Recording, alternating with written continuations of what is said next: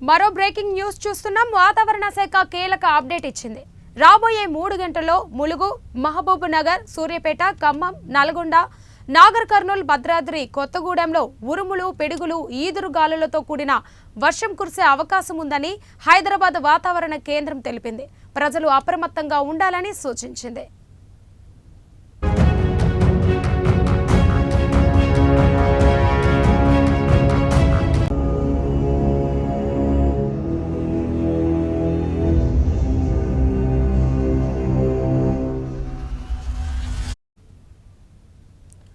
వాతావరణ శాఖ కీలక అప్డేట్ ఇచ్చింది.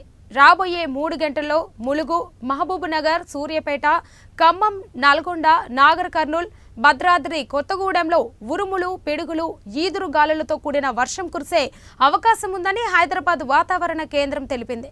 ప్రజలు అప్రమత్తంగా ఉండాలని సూచించింది.